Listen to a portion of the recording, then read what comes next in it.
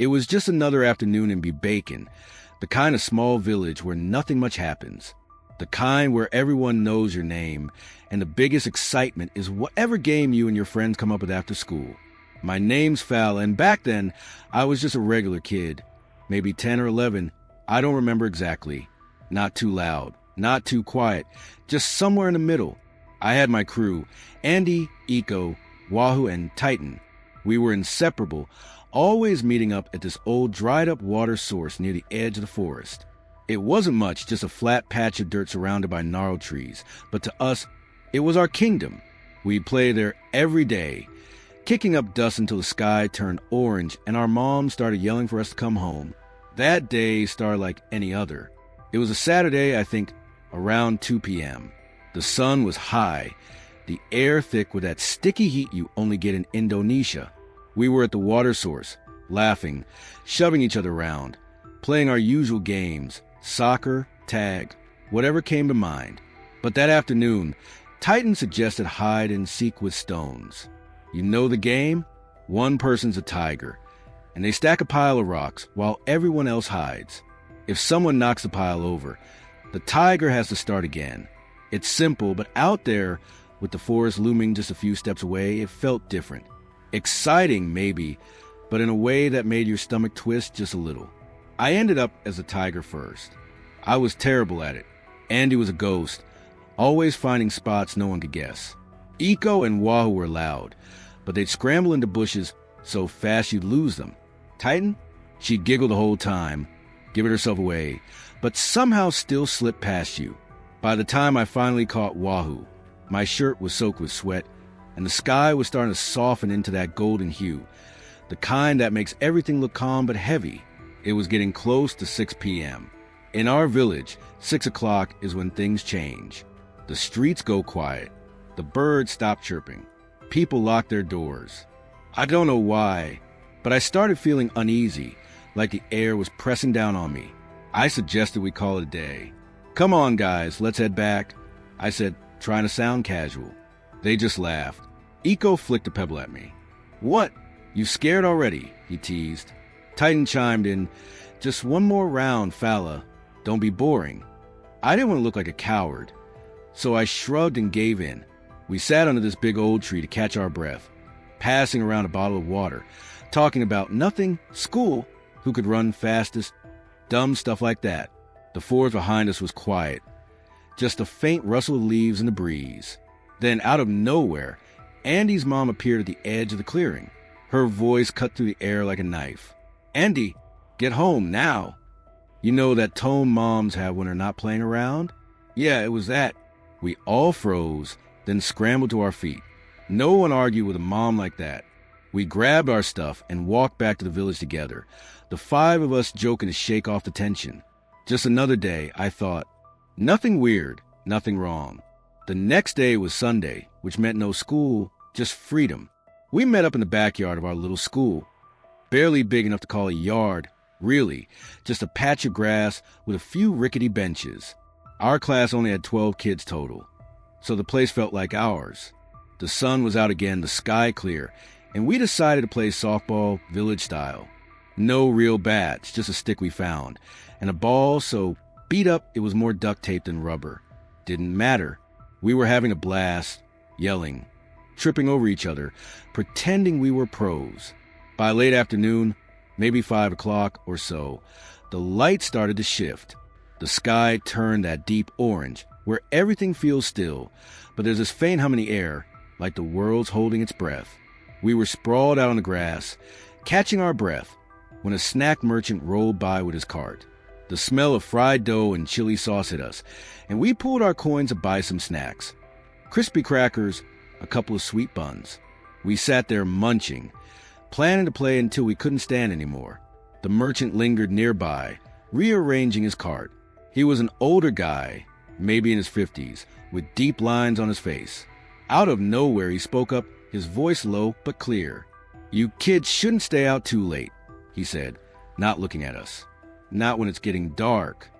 We glanced at each other, half smirking. Adults always said stuff like that. But then, he kept going. "You know about Maghrib, don't you? The time when the spirits wake up. I felt a chill, even though the air was still warm. Maghrib. Everyone in the village grew up hearing about it. Dusk, when the world blurs, when things you can't see start to move. Titan nodded, her eyes wide. Yeah, my dad told me about the Banaspati, she said, her voice quieter than usual. She leaned in like she was sharing a secret. He saw it once, out by the fields.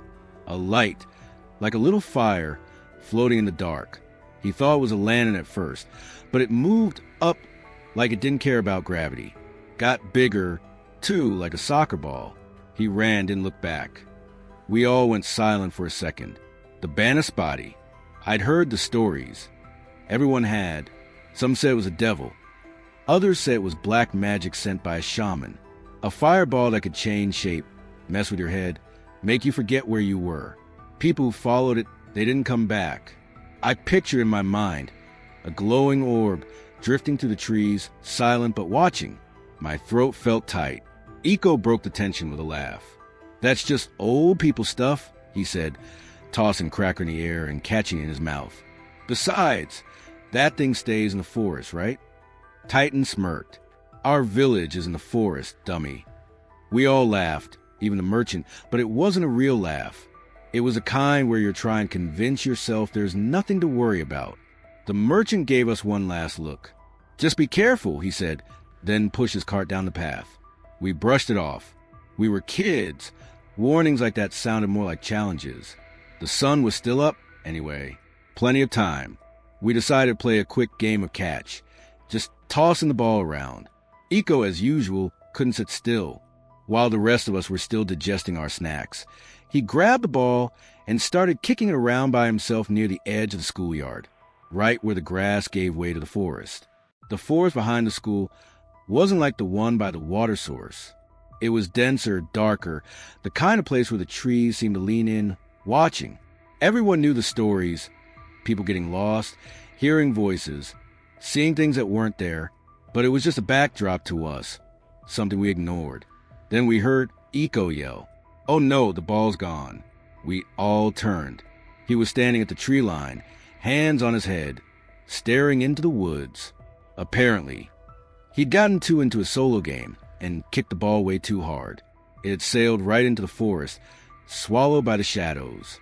We walked over, peering into the trees. The ball was nowhere in sight. The air felt cooler there, sharper, like the forest was breathing on us. "Let's just forget it," Andy said, shoving his hands in his pockets. "We'll get another one." But Iko looked desperate. That ball was our only one, and we all knew none of us had the money for a new one anytime soon. "Come on," he pleaded. "It's not that far." We stood there, glancing at each other. The sky was fading fast, the orange glow slipping into gray. Maghrib was coming. I felt that twist in my stomach again, stronger this time. "It's getting late," I said, but my voice sounded weak, like I didn't even believe myself. Titan shook her head. "I'm not going in there." Wahu, who'd been sniffling from a cold, just coughed and said, "No way, man." Andy waved Iko off. "I'm still eating, dude." Iko's eyes landed on me. "Falla, please," he said, his voice almost a whisper. "Come with me. We'll be quick. In and out." I wanted to say no. Everything in me was screaming to say no. But he looked so pathetic, standing there, practically begging. And honestly, I didn't want to be the guy who chickened out. "Fine," I sighed, but we grabbed the ball and come back. No messing around. He nodded so fast I thought his head might fall off. "Deal." The others stayed behind, watching us from the schoolyard. I could feel their eyes on my back as Iko and I stepped into the forest. The ground was uneven, covered in roots and dry leaves that crunched too loud under our sandals. The trees were tall, their branches weaving together overhead, blocking out most of the light. It smelled like damp earth and something sharper, like burnt wood. We moved slowly, scanning the ground, the bushes, the shadows. Neither of us said anything at first. The silence was heavy, broken only by the snap of a twig or the rustle of leaves when the breeze picked up. "Where'd it go, anyway?" I asked after a while, trying to keep my voice steady. Iko's eyes darted around. "I don't know," he admitted. I just saw it flying here. Maybe it bounced. Great. We kept going, deeper than I wanted to, checking behind trees, kicking through piles of leaves. The light was fading faster now, the shadows stretching longer, blending into each other. I couldn't shake the feeling that we were being watched, like the forest itself was sizing us up. We were maybe 10 minutes, and when I felt it, a cold gust of wind, sharp enough to make my skin prickle. It came out of nowhere, cutting to the stillness, and with it, I heard something, a whisper, low and soft, like someone breathing right next to my ear. My heart stopped. I froze, my eyes scanning the trees, but there was nothing, just branches and darkness. Did you hear that? I asked, my voice barely above a whisper. Iko was standing a few steps ahead, his back to me. He didn't move at first. Then he turned, and his face, God, I'll never forget it. His eyes were wide, his lips trembling. He didn't say anything, just nodded, slow and shaky. I think we should go back, he said, his voice cracking. We can get a new ball or something. I nodded, my mouth too dry to speak. We turned to head back, trying to retrace our steps. The school wasn't far, 10 minutes, tops. We should have seen the edge of the yard by now, the open grass, our friends waving us over. But the trees just kept going, one after another, like we hadn't moved at all. Then the wind hit us again, harder this time, rushing straight at us like it was trying to push us back. It didn't feel random anymore. It swirled, circling us, kicking up leaves and dirt, making this low, howling sound that didn't sound natural. We started running. I don't know when we decided it, but our legs just moved, pounding the ground, hearts slamming in our chests. We didn't look back, didn't stop to think, just ran toward where we thought the school should be. But no matter how fast we went, the forest didn't change. The same trees, the same shadows, over and over, like we were stuck in a loop. My lungs burned, my legs ached, but I kept going, Iko right beside me, his breathing ragged. Then another gust came, this time from behind, so cold it felt like ice on my neck. It pushed us, forced us to stumble backward, step by step, until, thud, my back hit something solid. Iko's did too. We both spun around, and there it was, a tree massive, its trunk so wide I couldn't wrap my arms around it. The bark was rough, almost black, and it smelled wrong, like something rotting. My stomach dropped. That tree hadn't been there before. I knew it. We'd run straight through this path, and it was clear, no trees, no nothing. We were trapped. The wind was everywhere now, whipping around us, howling, tossing leaves in circles like we were inside a storm. The forest felt smaller, like the trees were closing in, their branches clawing at the sky. I looked up, and that's when I realized the sun was gone. Not setting, not hidden behind clouds. Gone. The sky was black, no stars, no moon, just this heavy, suffocating darkness pressing down on us. Iko was shaking, his eyes wet. I wasn't much better. My hands were trembling, my throat so tight I could barely breathe. We sank to the ground, our backs against that impossible tree, clutching each other's hands. I don't know if we were praying or just hoping, but we whispered to ourselves, begging for someone to find us, for the wind to stop, for the light to come back. I kept thinking about Titan's story, about the Banaspati, the fireball, the wind, the way it made people lose themselves. Was this it? Were we lost forever? I don't know how long we sat there. Minutes? Hours? Time didn't make sense anymore. The air was thick, every breath shallow, like the forest was choking us. We screamed as loud as we could, our voices raw, hoping anyone would hear. But the wind just swallowed it, twisting our cries into nothing. Then, faintly I heard it, a voice. Fala, Iko. It was so soft at first, I thought I was imagining it. But it came again, louder, cutting to the howl of the wind. My heart leapt, but the fear didn't leave. What if it wasn't real? What if it was something else? The wind roared louder, angrier, throwing dirt and leaves in our faces. We squeezed our eyes shut, clinging to each other, shouting back with everything we had. We're here. We're here. And then silence. The wind stopped. like someone flipped a switch. The air was still, heavy but calm. I opened my eyes, blinking against a sting of dust. Light. It was evening again, the sky a soft gray-orange, like nothing had happened. Ahead of us, maybe 20 feet away, were our friends, Andy, Titan, Wahoo, and a group of adults staring at us like we just appeared out of nowhere. Iko started crying, tears streaming down his face.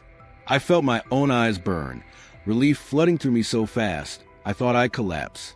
One of the adults, a man with gray hair and a stern face, rushed over. "You're okay," he said, his voice steady. "Take a deep breath. You're safe now." He helped us up, and we stumbled toward the group, our legs weak. The villagers didn't say much, just guided us back to the schoolyard, then home. My mom hugged me so tight I could barely breathe, but she didn't ask questions. Not yet. Later that night, after the scolding and the tea and the blankets, we pieced it together. Titan said they'd search for us for an hour, calling our names, walking right where we'd gone in. They didn't see us, didn't hear us, like we weren't even there. It wasn't until Titan ran to get the adults that an old man from the village, a guy everyone respected, took charge. He looked at the forest, muttered Banaspati, and grabbed a knife. Titan said he whispered something, words none of them understood, then marched into the trees with the others behind him. When they reached a certain spot, he drove the knife into the ground and shouted, "Give them back!" And just like that, we were there, like we'd never been gone. But here's the thing that still gets me. Iko and I swore it was night, pitch black, no light at all. But when we came out, the sun was still setting. It didn't add up. Time, it wasn't right. The next day, we were back at school, sitting together at lunch, acting like nothing happened because that's what kids do. But Titan couldn't resist. She leaned in, her voice low, and told us what the old man said later. The Banaspati traps people in its wind, hides them in a place no one can see. Sometimes it lets you go. Sometimes it doesn't.